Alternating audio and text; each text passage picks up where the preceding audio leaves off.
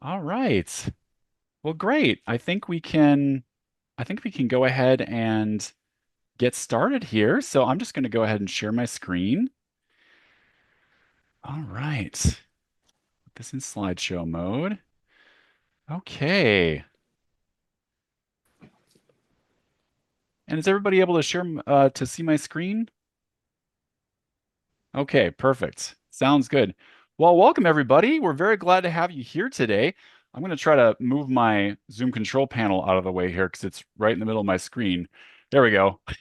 So we're very glad to have you here with us today. Thank you so much for taking time out of your busy schedule to attend our webinar tonight, our dyslexia simulation. And I just wanted to start by introducing myself. My name is Peter Groth. I'm the founder and CEO of Dyslexia Connect online tutoring, which I started in 2010. I was trained in the Orton Gillingham method in 2004, which is a really well-known method for teaching kids, teenagers, and adults with dyslexia how to read and to spell. And I worked as a private tutor for kids with dyslexia for many years and started Dyslexia Connect in 2010. And in total, I have about 21 years of experience working with students who have dyslexia.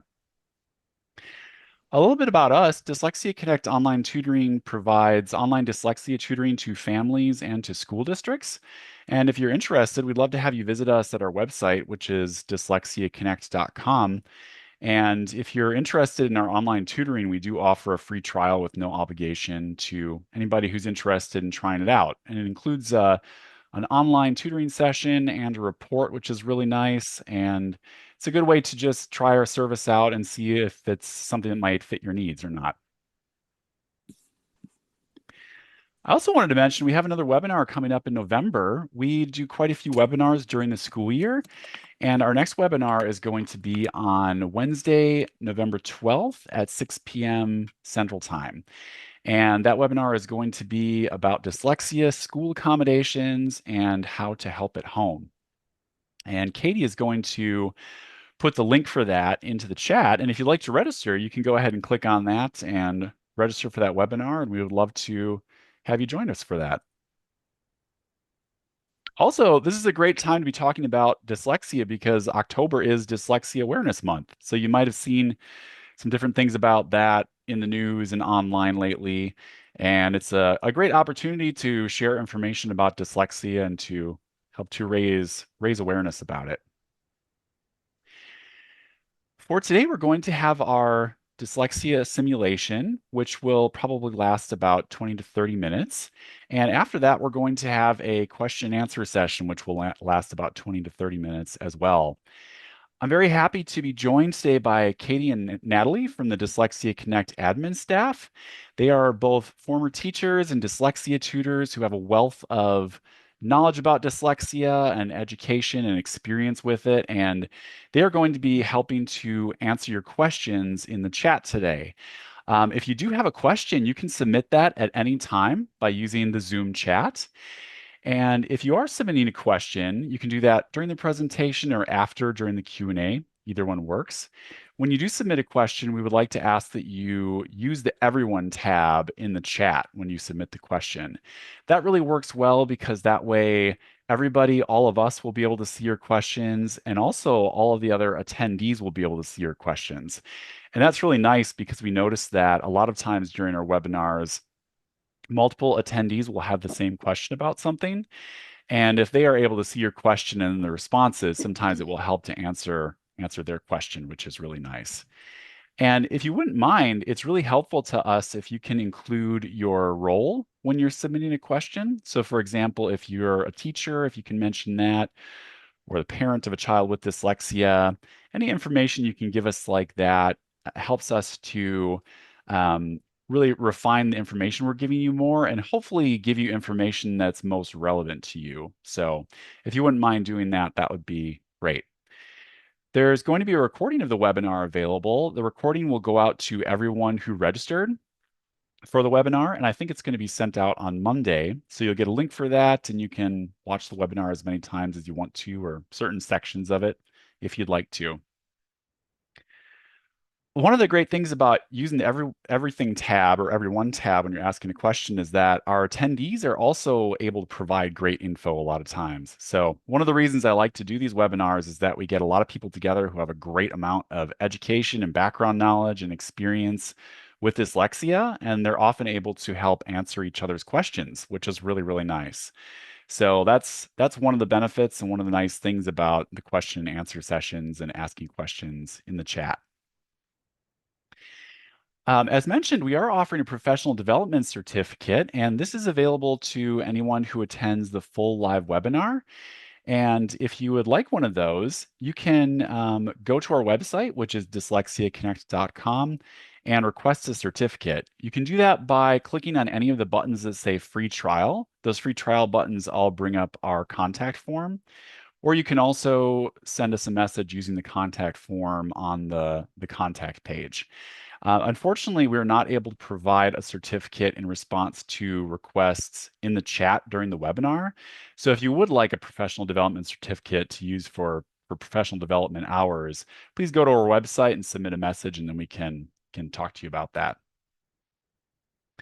Okay, well, I'm very happy to have Nancy with us today. We were just talking before we started the webinar today that we think this is the fifth year that we've had Nancy do this dyslexia simulation. It's always very, very popular, and we have lots of people register, and we're very excited to have her back for this webinar again. I just wanted to introduce her. Nancy holds an undergraduate degree in elementary education from Mars Hill University. She has taught in both private and public schools. Nancy chose to homeschool her own children, and while doing so, opened her own dyslexia tutoring center. She then served as assistant head of school at New Vista School in Lynchburg, Virginia, a school that caters to students with learning disabilities. Nancy has master's degrees in curriculum and instruction, special education, and educational leadership. She has served as a special educator in second and third grades and as a general education teacher in an inclusive fourth grade classroom. She is enjoying her new role as assistant principal at an elementary school. So, welcome, Nancy. We're very glad to have you here today. And I just wanted to mention to everybody we were having some technical issues with the screen share feature today for Nancy to share her screen. So, I'm actually going to be sharing the presentation and she's going to be letting me know when to advance it. So, if you see anything like that going on, I wanted to let you know that's the reason. So, that's how we're going to be doing things today. And we should still be able to do the entire presentation, but I just wanted to give you a heads up about that. So, so Nancy, you can go ahead and get started whenever you're ready then. Thanks, Peter. This is always one of the highlights of my year. I really enjoy the planning of this event, and I love getting together with like-minded people to share what we all know and have experienced in this world of dyslexia. So thank you once again, Dyslexia Connect and Peter. And I apologize, I'm getting over an illness, so I may be coughing and I've got something to drink here. So I apologize for that. What we're going to do today is walk you through what it feels like to have dyslexia. So here's the disclaimer.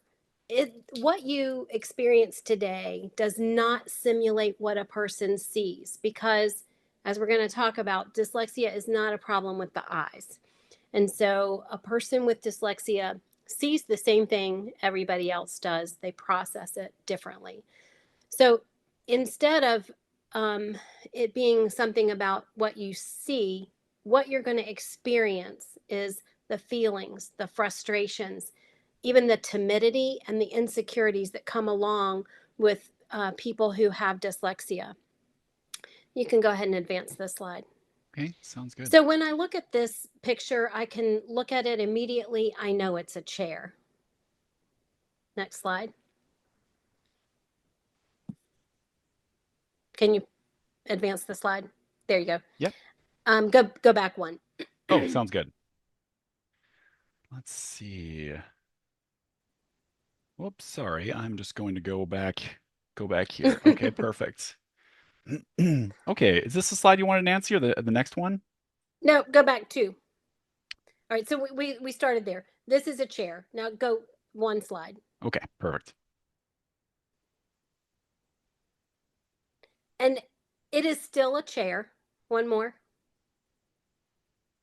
And it is still a chair. No matter how I turn it in space, it is still a chair. But the shape of it doesn't change, but how it's configured in space, that's what changes. So if you look at the next slide,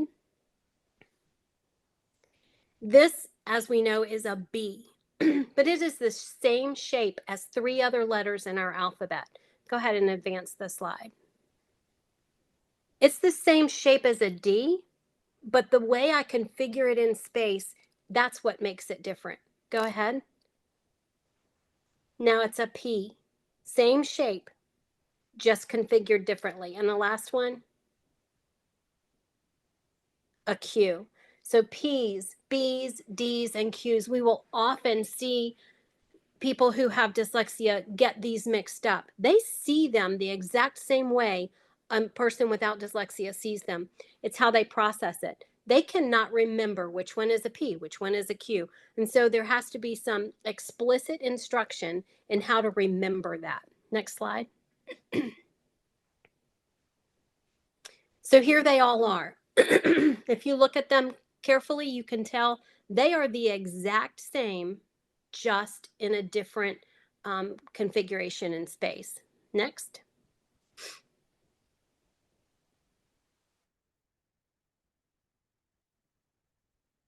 The same thing happens with the letters. This font, it's not as easy to tell, but sometimes the U has that little tail on the right side of it.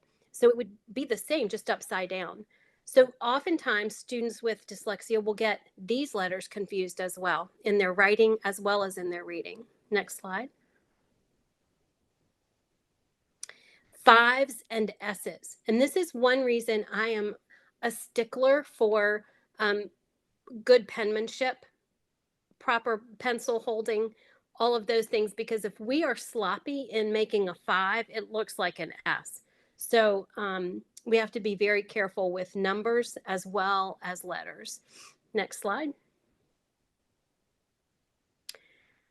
Orientation in space is what makes the difference. So I want you to think about musical notes. You may not be able to read music, but you can look at this and you might not know what kind of note it is, but it is a quarter note. Next slide. And these notes go on a staff. So it tells you here if, are you able to see my cursor moving? You can't, can you? Oh, let me see. I'm going to try giving you remote control, Nancy, and we'll see if that works. Still not able to see it? Yeah, it looks like it's not doing that, Okay, unfortunately. that's fine. So there are two clefs, and we can read the notes based on where they are on that staff. You can click to the next slide. So I can tell you that this first note is an E, and then reading across the page, an F, a G, an a B, C, D, E, F, and we can go on and on and on. Now that I've told them to you, move to the next slide. Now can you read this and play it for me? We can't unless we have had explicit instruction, and it takes a long time to be able to play something this advanced with this many notes, this many moving parts. And so our written language is very much like a foreign language to someone who has trouble with these configurations in space and with making sense of the letters and the sounds that they make. Next slide. So here's your task. Peter's going to advance these slides, and you are going to, after we get to the bottom of the page, I want you to be able to tell me in the chat how you felt during this exercise. He's just going to be advancing them along, and it'll take us a minute or so to get through this part of the simulation. So when you're ready, Peter, you may go ahead and start. Okay.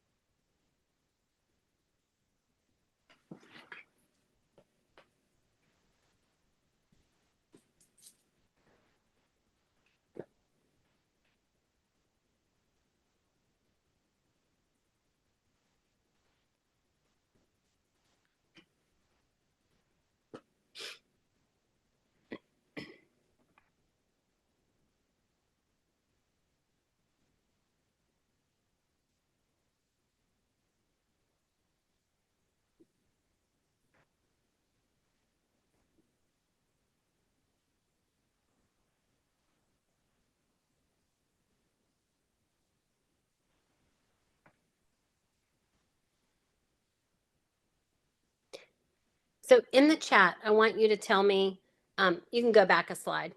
Okay.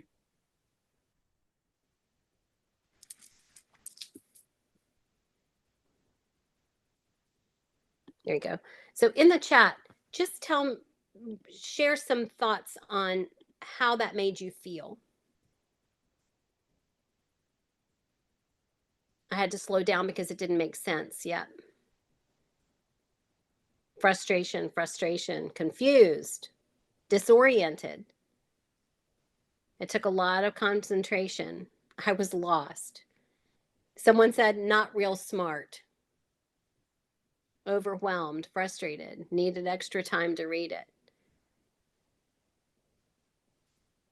Yeah, it seems like a foreign language, and it is exhausting. You're exactly right.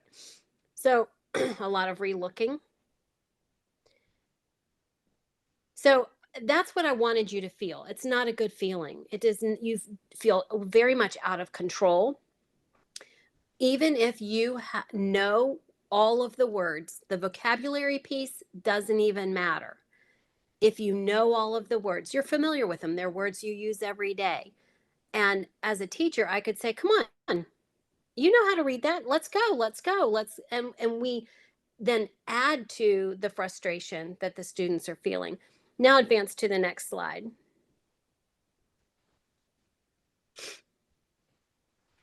So over here on the left, this is what the typical reader would see. That's the whole story. Over on the right, all of the blue script or fonts show you exactly what you may experience as a normal, unfrustrated, non-dyslexic reader. In the kind of orangish color, if you go to the first orange one, the third bullet point down, it says, Paul saw eager to held dad. So what you see there is that saw, we reversed it. It should be was. Eager to held. Held is a word. And in my mind, if I'm making a picture of what I'm reading, if I'm a good reader and I'm making a picture of what I'm reading, I'm thinking about Paul holding dad. Is he holding his hand? I don't know what that means. And so I've lost connection to the story at that point because I turned a P, he was eager to help dad, into a D.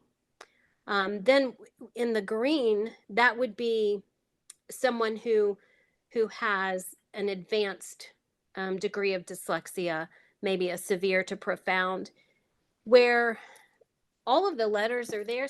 So, comma, Paul, and then the word went is cut in half. Part of it went to the word Paul, and part of it stays by itself. So it looks like it's all jumbled on the screen. And it's very, very hard to read.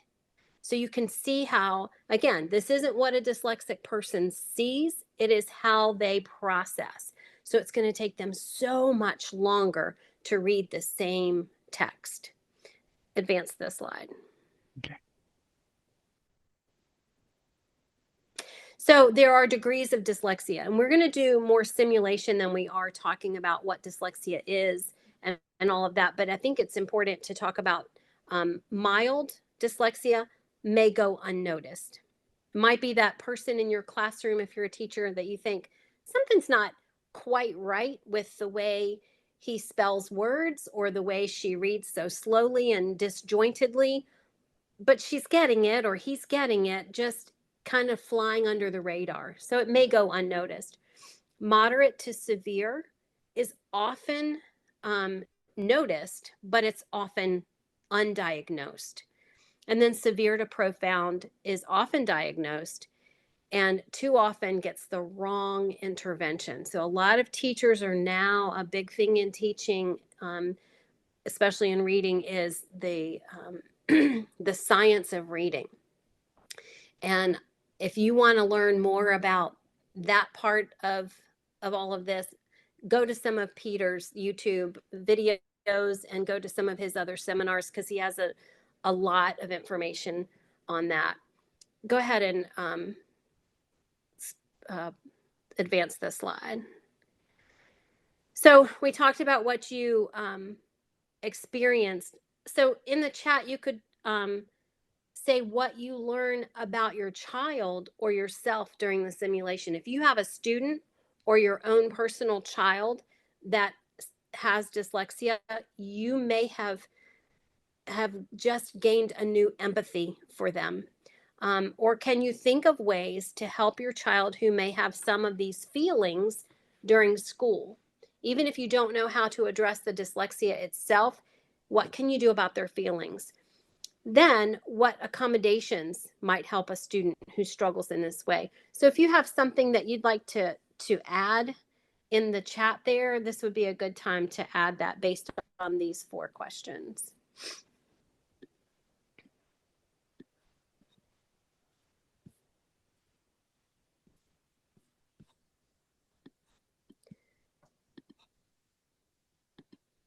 For some reason, I'm not able to see the new messages, but I know they're there. Can you see them, Peter? Yeah, let me open up the chat box here. Um, okay. So Lisa said, give my students more time to process and to help correct. Mm-hmm. Sarah said that my daughter struggles with that, the spacing, the letter placement on the page. Abby said, for my child, I want to encourage more ear reading instead of eye reading. Marisa said, Good. patience, patience. Marianne said, talk about their experience. So they don't feel so alone. Oh, We've that's seen more. a good one too. Yeah. Some more comments validate their feelings of And in the frustration. classroom, we know. Yeah. Sure. In the classroom, as a classroom teacher, I know it is very hard when you have to stay on the pacing of the curriculum, and these students can't read. And there comes a time, I know in our state and in our division, at the mid second grade, we're not supposed to read to them anymore. No, we can read a book out loud for that kind of reading, but we we can't read their assignments to them anymore. We're not supposed to. If a student is struggling in this way, it makes it very, very challenging. Next slide. So some accommodations. Don't make a student read aloud in front of a large group of peers. In a small group setting, they need to know that that's a safe place to read out loud. If you cannot make sense of the letters on the page, it is not fair to ask a student to read that out loud. We would not want to be called out for our inadequacies. I mean, it's like if somebody asked me to get in front of us on a stage of people and shoot a layup. It's not going to happen. It's going to be embarrassing and it's going to be ugly. Um, but I don't know why, because my mother taught me and taught me and taught me and taught me, and I just have never been able to do it successfully.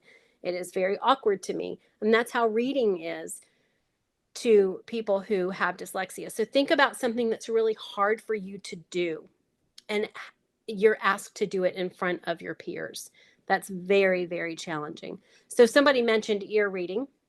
And ear reading is still reading. Students need high content. So if they listen to a book, they are getting the content without the obstacle of difficult words. Have them read only controlled text.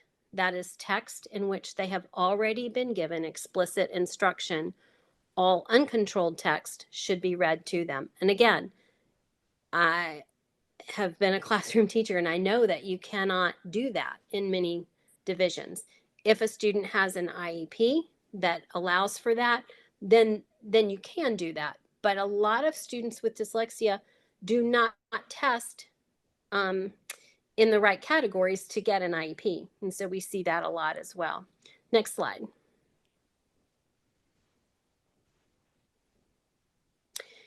Here's the challenge. Students who do not have the IEP are not allowed the accommodations of read alouds. Not all students with an IEP qualify for that accommodation. So even if a student has an IEP and you think they need to be read to or have the read aloud, the ear reading, they may not qualify for that in your state or in your division.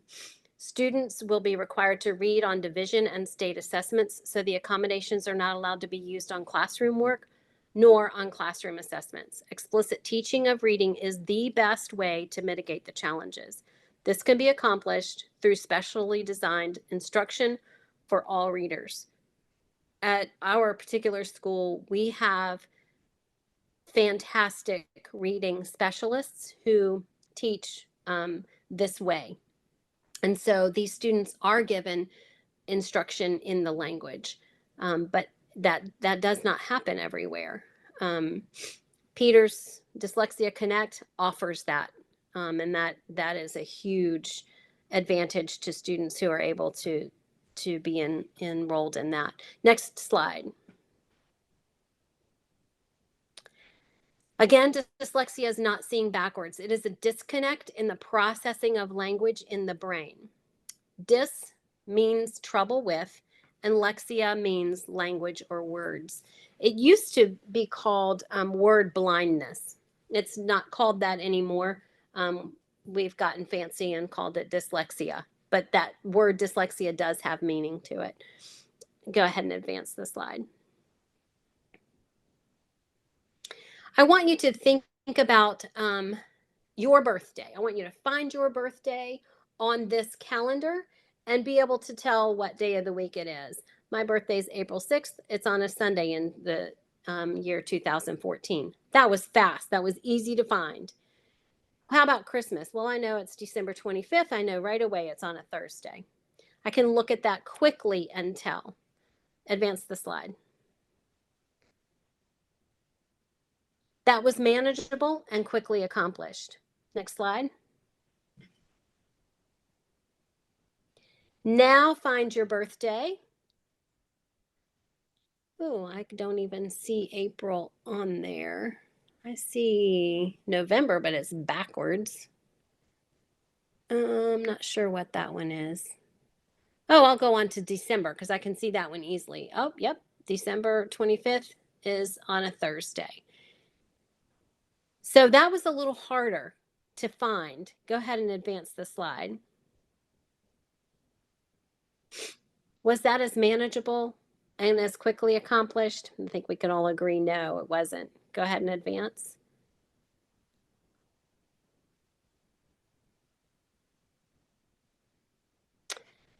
All right.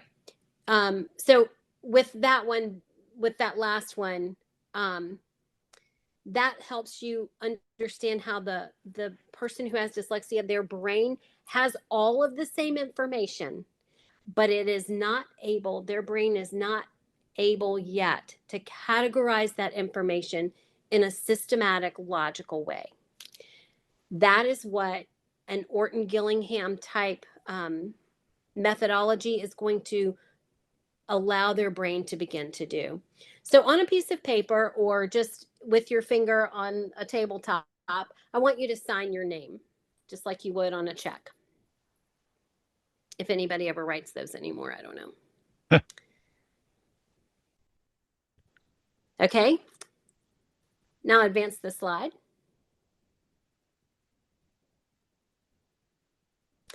Now I want you to move your right foot in a clockwise circular motion. Just get that rhythm of your foot in a clockwise motion. Next slide. Keep your foot moving. With your foot still moving in that circle, write your name again.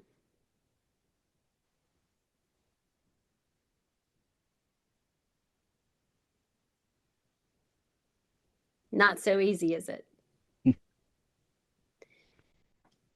It's comical, and yet when you're in a classroom, it's not so funny.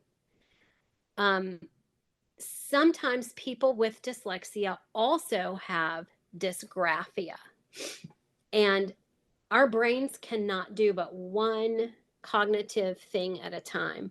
So writing for someone who has dysgraphia is a very cognitive skill, and someone who has dyslexia, the reading piece is going to be a very, and the spelling piece is going to be a very cognitive skill. So imagine having to do those two things like in a class where you have to take notes.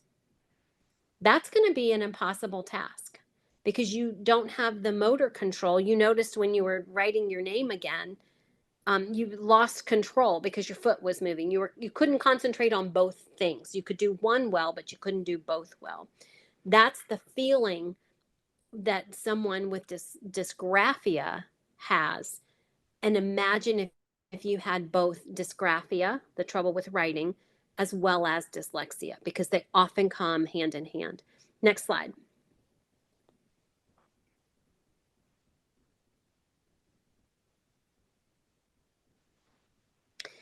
This time I want you to begin singing a familiar song like the national anthem. Oh, it bugs me that I didn't put an end quote there. Sorry about that.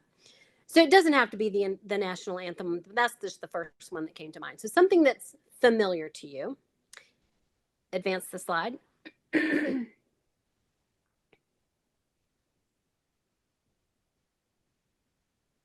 And while you're singing that, I want you to start writing the letters of the alphabet.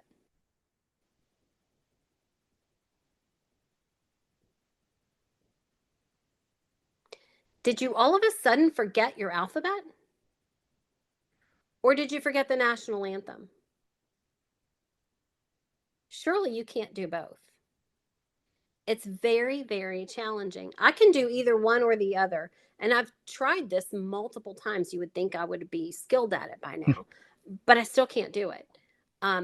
It's very, very hard. It is even hard to do something like say the numbers, like count 1 to 100 while you're trying to write the alphabet.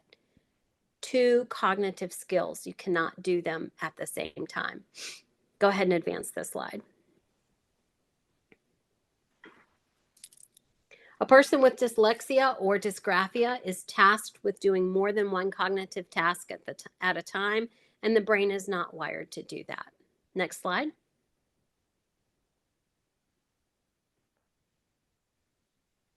Was that frustrating to you?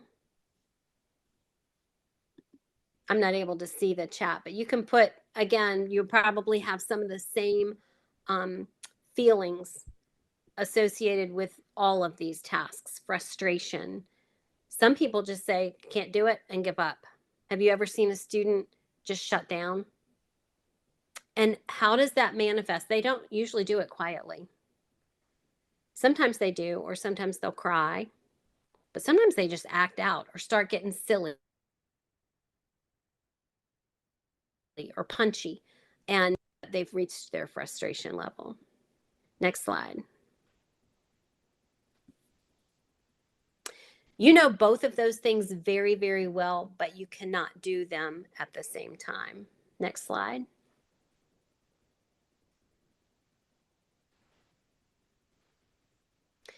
Dysgraphia often accompanies dyslexia, but not always.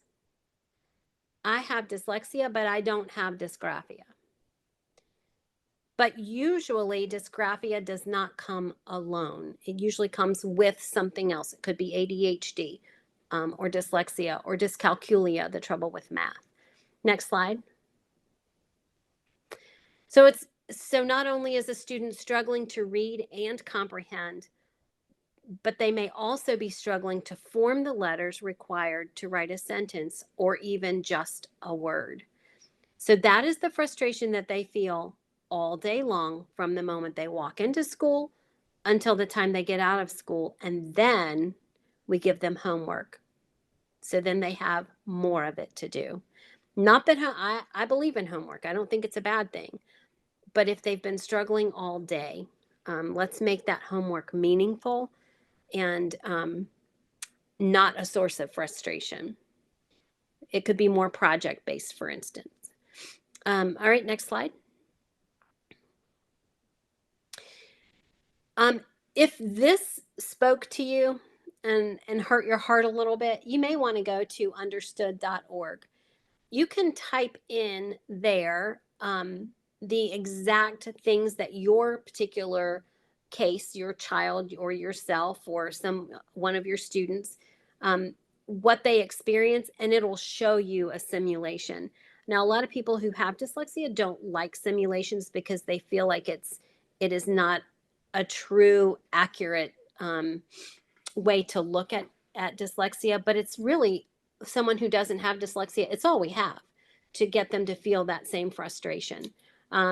So they have reading challenges, math challenges, writing challenges, attention challenges, organization challenges, and they have lots more resources. There are videos there that show these students having these challenges. So I would encourage you to go look at those videos. Next slide.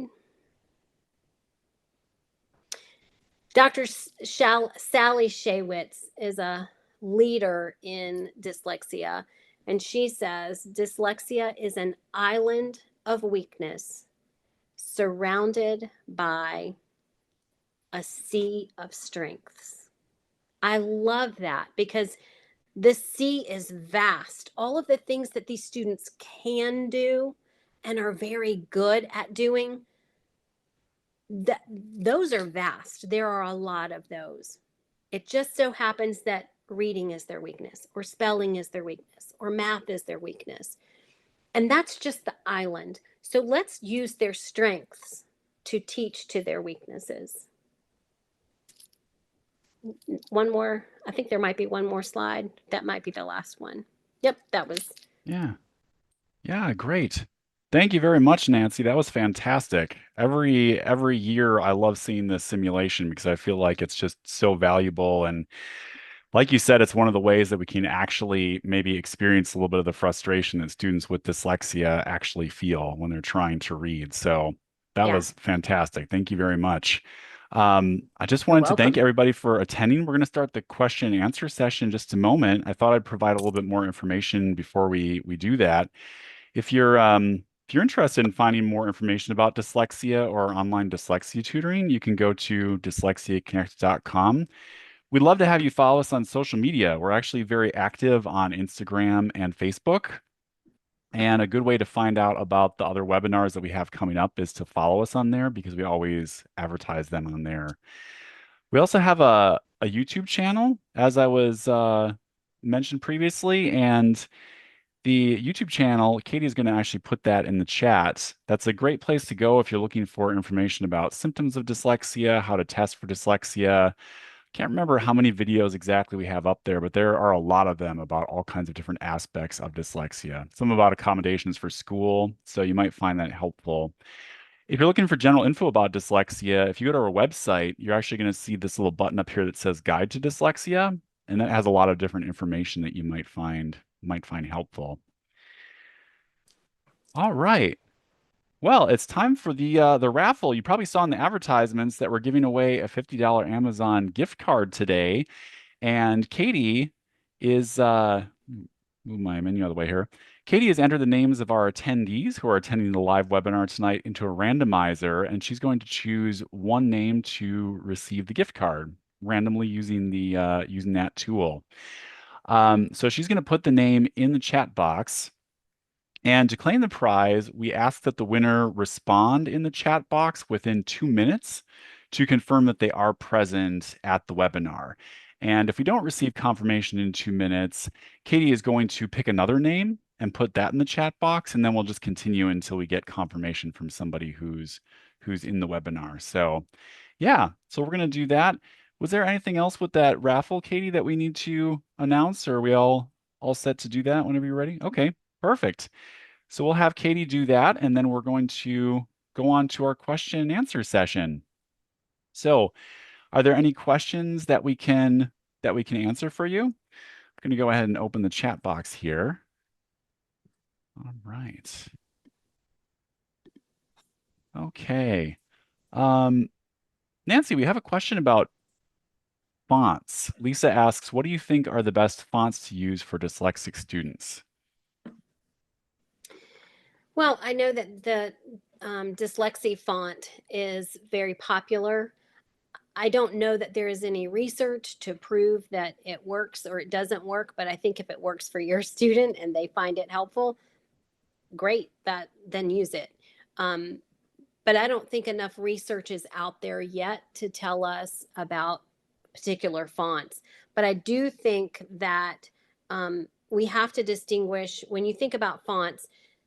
If you're making an activity for a student, you have to be able to tell them if you are using a reading font or a writing font. For instance, the letter A or the letter G. If we're using Times New Roman, it's going to look different from if we're using Tahoma. So we have to be very careful when we're creating activities for students to do. The fancy A or the fancy G, we're not going to expect students to write that. And so we have to be careful with how we present that information. That's what I would say about fonts. I think that if there's one that a student particularly tends to do better with, I don't have a problem with them using it, but I don't know the research on it. It'll be interesting to see when that comes out. Yeah, thank you, Nancy. Yeah, I just wanted to mention we got lots of great comments about the presentation, actually. People found it very Oh, informative. nice. They say thank you. Um, Thank you, very well done. Great explanation. Makes me understand even more what my daughter is going through, and just lots of Oh, nice, good. nice comments here. So I just want to let you know in case you aren't able to see those in Yeah, the I don't know chat why I'm not able yourself. to advance that. So that's helpful. Thank you. I Yeah, appreciate that. yeah, no problem. Um, Katie and Natalie, are there other questions that came up during the presentation that you think we might want to try to answer verbally? Another question that popped up regarding how do you address a student with ADHD and dyslexia? How do you support them in the classroom and at home? That is a question that is addressed in a lot of IEP meetings because students do struggle with both. And sometimes a student gets antsy and may present with ADHD symptoms because they are having trouble attending to the work. So I think we have to be very careful, assuming it's ADHD, but then some are diagnosed with both for sure. And so we're going to do the same accommodations. They may have more accommodations if they have an IEP. If they do not have an IEP, I would recommend that you try to get them tested to see if they qualify for an IEP in your division. And there's a whole process. It's a very long, lengthy process, and you have to have a lot of patience to do it. But it can get them the accommodations to make them successful. It levels the playing field. But a student with both dyslexia and ADHD, I think the best thing they can have is a very patient teacher, because it is very, very challenging to teach that student. It's also very challenging to be that student and to be the parent of that student. So extra time on tests can be a big accommodation, breaks when they need them. And those breaks can also happen in standardized tests, the end of the year statewide tests. You can ask for those things in your IEP meetings so that the students can have those, or so that somebody can say to them, keep working, keep working, keep working, because they start, looking around and being dazed by the things around them. And so that those are some good ones. Desk proximity, that doesn't always mean right beside the teacher. It can mean beside a student who is very helpful to them and not a distraction. It can mean being by themselves and not around other students. It's whatever's works best for that student. Small group instruction is very helpful for those students. A lot of students with ADHD have those bands on their desks so that they can, move their feet. I often try to get my students, if they have ADHD and they have to learn to move their toes in their shoes, because that's not going to bother anybody, but it gets the wiggles out, um, instead of tapping or the poppets or whatever the most popular. Remember the spin fidgets that were real popular for a while? They can be very distracting to others around them. But if you can teach a child to wiggle their toes in their shoes, um, nobody's bothered by that. But it still does feed that sensory piece that they need. Nancy, I remember seeing eventually fidget spinners came out that also made noise and lit up. And I Oh, thought that's pretty much maximizing the distraction yeah. capability of Yeah, that's fidget sensory spinners. overload right there. I don't need that. Yeah, yeah, I remember seeing those. I was like, whoa, that's No. intense. Yeah, definitely. That's a really great question about It is. ADHD and dyslexia. And I wanted to mention that sometimes what we'll notice is that students, of course, in the classroom who have dyslexia may seem distracted because they're really just trying to avoid reading and spelling. And I've seen a lot of students who physically turn away from books and Mm, they have dyslexia and they feel so overwhelmed and they're so afraid of being found out while they're sure. reading that they may do things like that. They may try to distract the teacher or distract other students so they don't have to read. Hmm. And so that can make it kind of complex to determine whether it's ADHD or dyslexia for a lot of those Right. reasons. One of Yeah. the things I often say is, if I can't be good at reading, I can be really good at being bad. And so Yeah. they want to be noticed for something. And so and statistics show that a student who has learning difficulties, they need way more affirmations, verbal affirmations or touch affirmations, anything that can help encourage them throughout the day. And so I think that as a teacher or someone that a tutor or anybody that's working with kids, I think that's an important thing to remember, those positive affirmations. Yeah. So important for sure. Do we have other questions, Katie or Natalie, that we might want to have Nancy answer out loud? I saw one that said, how do I advocate for my son in the classroom with a teacher who tends to isolate him because of his dyslexia and dysgraphia? I love that question. And if you are not familiar with the International Dyslexia Association, it's a great, you can look IDA, International Dyslexia Association. You can look for that online. And they have a really good resource called Dyslexia in the Classroom. And I have printed that and hand delivered it to teachers before. And it does help very much spell out some really great things that you can do for students, even if they do not have or qualify for an IEP. So that would be my first recommendation to you. Yeah, some of the dyslexia fact sheets out there are really, really good. Mm-hmm. Understood has a couple of them out there. I Mm-hmm. think Learning Ally has one, and Yes, we they tend do. to uh, we tend to actually share those a lot on Instagram and Facebook. So if you check Good. out our Facebook or Instagram page, we usually once every couple of weeks or even sometimes more than that, we'll share one of those graphics that has a lot of facts about Yeah. dyslexia and accommodations, different things like that. So that can be really, really helpful. And often those websites have PDFs that you can download of those Yeah. to send to somebody easily, or you can, of course, download the graphic as well and send that along. But it's a nice, really quick reference sheet for somebody who's Mm-hmm. maybe not familiar with dyslexia, but might be working with students who have dyslexia. Yeah.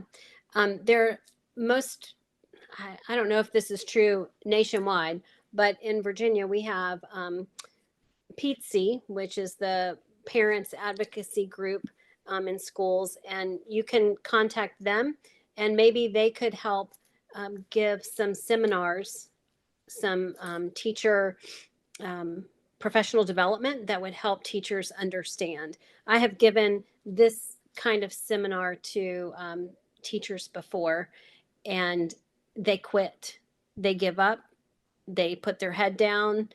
It's funny at first because they feel that anxiety in a funny kind of way, and after a while it really does get to them. I've had teachers in seminars crying over not being able to do what the expected task was. But they also said it was very, very helpful to understand the frustration for their students. So teachers want to know. Most teachers want to know what to do, and they're just as frustrated that they don't have the resources available to them. So any of those kinds of one sheeters are great. If you have one Yeah. fact sheet, um, that really speaks to your child, and teach your child how to advocate too without getting in trouble. There's a fine Yeah. line there. Um, but sometimes students are their best advocates because they can tell you what would help them the most. Yeah, absolutely. It's very cool when we see students with dyslexia who learn to advocate for themselves. Some of them learn to do it really, really well. They become very Mm-hmm. knowledgeable about dyslexia, how their brain works, different ways that they can learn things they have trouble with, and they're actually able to Yeah, speak to their teachers and just let them know, like, hey, here's the situation. I'm really making the effort. I just wanted you to know this. And so that can be really, really great. Also for them, it really builds confidence and makes dyslexia mm-hmm. less scary because often for a student with dyslexia, if they don't know they have dyslexia, it's much, much more scary than once they actually learn what it is, because then You're right. it's not the unknowable or not the unknown, I should say. Exactly. Yep. Once they learn about it, they can figure out, hey, this is how I can deal with it. Here's the way forward, and it gives them a lot of confidence and is often a huge relief, a huge weight off their back as well. Exactly. Yeah, let's see. Nancy, we had another question. For younger students who are confusing B and D when first learning to write, are there ways to help them once you notice the reversal? And another part of that question, also since they are just learning how long before you know it may be an issue versus them just starting to learn to write the letters correctly. So, so are there ways to help them once you notice that they're reversing? What would you recommend? A lot of people do the bed.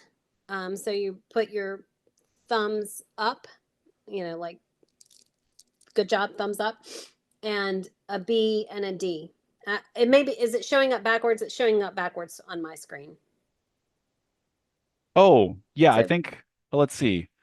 Um, yeah, I'm seeing it correct on mine actually. Yep. okay.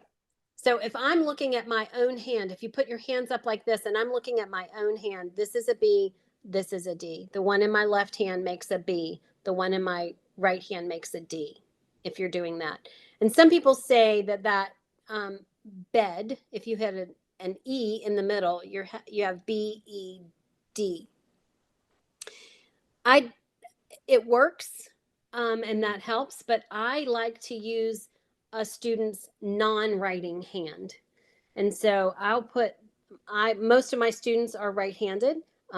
Occasionally you'll have a left-handed student, but if they're writing with their right hand and they need to know a B versus a D, they don't know it um, without looking at it. Then that hand is the left hand is free. They can put it up, and I say b b b. A balloon goes up in the air, just like my thumb goes up in the air. If I turn it down this way, then it's a P. If I'm looking at it from my perspective, and a pig goes down in the mud. If it goes up and it's not a B, then it has to be a D. If it's down and um, if it's going down and it's not a P, it has to be a Q. So that's how I teach those, and it's multiple times. It's not a one and done. It's over and over and over and over. And I always tell them, use your tricky hand, and they know that they're to pull out the B or the P. That's how I do it. Yeah, that's super useful. I've used that bed trick a lot with students as Mm-hmm. well. It's very, very useful. And like you said, it takes Mm-hmm. lots of repetition, of course, lots Yes. and lots of repetition, but it does work and really helps.